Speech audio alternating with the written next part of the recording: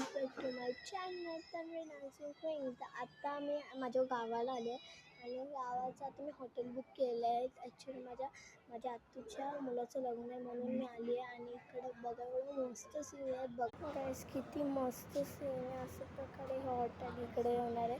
सगळं स्ट्रीट आणि हे झाड खूप छान. बिस्किट खाते मी, केक खाईन. कॅन्डल आहे जेव्हा आता रिसेप्शन आता साखरपुडा आहे. तर साखरपुड्याला मी एक पिंकवाला ड्रेस घालणार आहे, ते तुम्हाला दाखवणार.